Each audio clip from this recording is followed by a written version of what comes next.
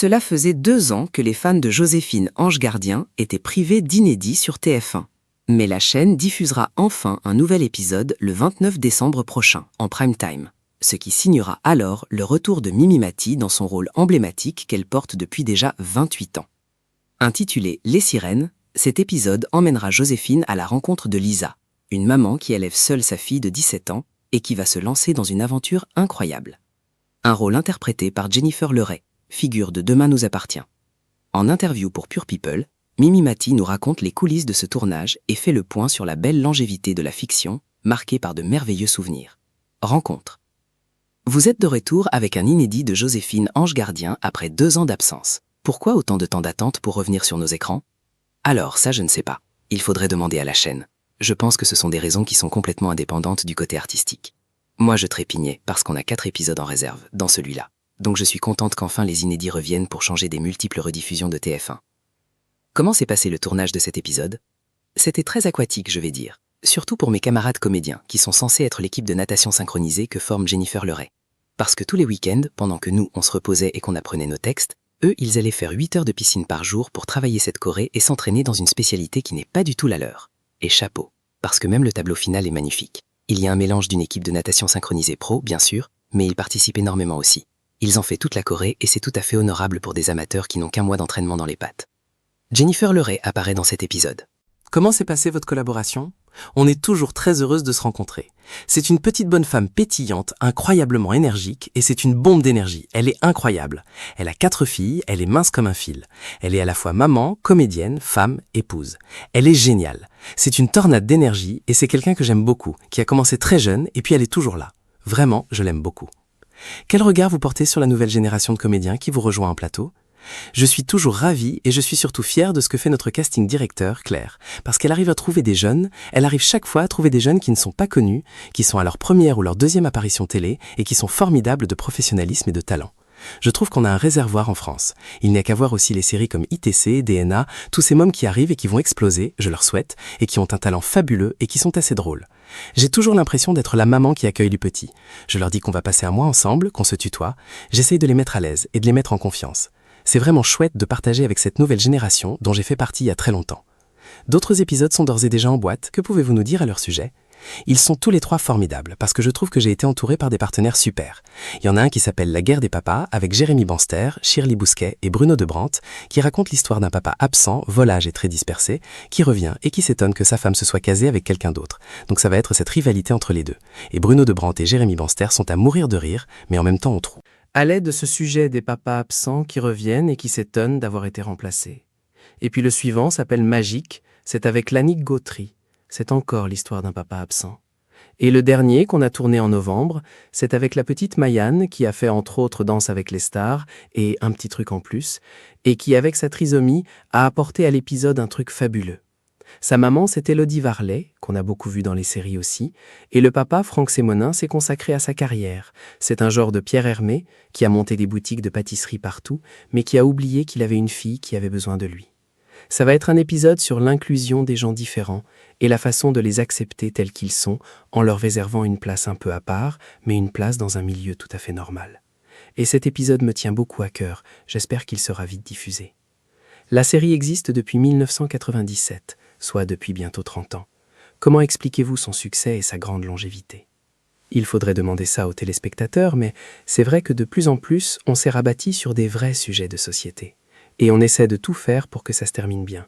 Par la parole, par la persuasion, par la discussion, ce qui est le plus important dans une vie. Parce qu'on a tous des anges gardiens autour de nous. Il suffit de les voir. Mais le plus important dans une vie, c'est de parler, de dire ce qui ne va pas, de se faire aider par les gens qui nous entourent, simplement. Moi, je sais que mes anges gardiens, ça a été mes parents, qui auraient pu me cloîtrer, me calfeutrer, me protéger, et qui m'ont dit « Ok, t'es différente, mais tous les autres sont différents, donc fonce vers ta vie. » Et je crois que c'est le pouvoir de Joséphine. C'est d'amener par la discussion et par la réflexion les gens à comprendre qu'ils sont peut-être passés à côté de quelque chose.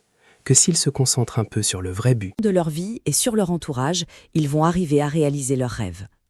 Avez-vous déjà envisagé d'arrêter Joséphine Ange Gardien? Pas du tout, parce que j'ai la chance d'avoir un personnage qui est unique dans chaque épisode, il n'y a pas de décor récurrent, et chaque fois, elle endosse un métier différent. Elle a pu être taxi, médecin, prof de gym, entraîneur de rugby, elle a tout fait, Joséphine. Elle est même partie en Thaïlande et au Maroc, et je crois que c'est ce qui fait que je ne me lasse pas. Et puis, j'ai la chance chaque fois d'avoir des partenaires différents, d'avoir envie de leur donner la niaque pour qu'eux soient bien dans l'épisode. Je suis un peu la maîtresse de maison qui reçoit ses invités, que ce soit des comédiens confirmés ou les petits jeunes qui démarrent. Et puis, tant qu'on trouvera des histoires qui plaisent, et qui me plaisent à moi et qui plaisent à la prod, on continuera. Il y a un moment, je ne vais pas non plus fêter mes 100 ans avec Joséphine, mais pour l'instant, il n'est pas question d'arrêter. En près de 30 ans, quel est le plus beau moment de tournage que vous gardez ? C'est vrai qu'en Thaïlande, c'était extraordinaire, parce qu'on était à peu près 5 comédiens français, c'est tout, et tout le reste de la distribution jouait en thaïlandais. J'étais avec un petit gamin que je sauvais de la rue, et donc lui parlait en thaïlandais. Il ne parlait absolument pas anglais ni français. Il avait 7 ans, il ne me connaissait absolument pas, mais on a été liés parce qu'on se tenait beaucoup la main. Et quand il me disait ses phrases en thaï, une fois qu'il avait fini, il m'appuyait sur la paume, et moi je faisais pareil avec mes phrases, donc il savait que c'était à lui. C'était un exercice périlleux, mais c'était vraiment très chouette.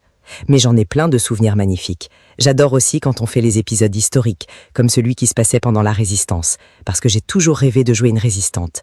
Et voilà. Chaque épisode a son charme. Et au contraire, y a-t-il eu des tournages plus difficiles ? Il n'y en a pas eu vraiment de difficiles, mais après il y a eu 1 ou 2 metteurs en scène qui étaient peut-être plus durs. J'ai toujours considéré qu'on faisait un métier qui s'appelle jouer la comédie. Donc si c'est le drame sur un plateau, ça ne va pas du tout. Donc avant tout, on reste professionnel, on sait son texte, mais on est là pour s'amuser aussi.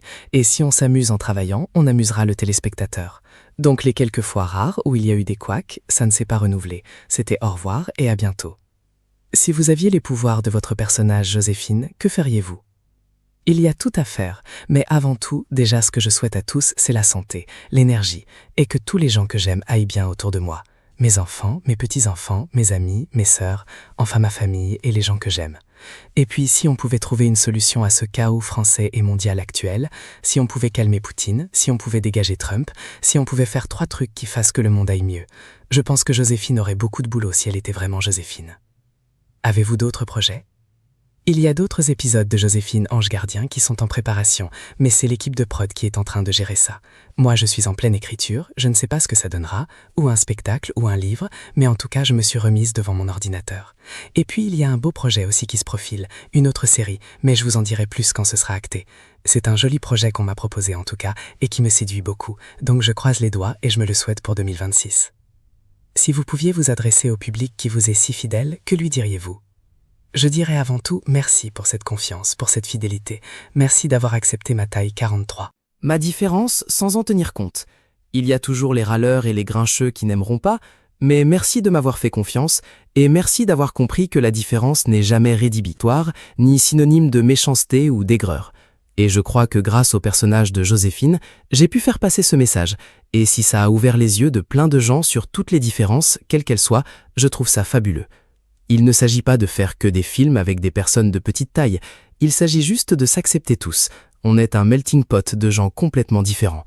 Contenu exclusif ne pouvant être repris sans la mention Pure People.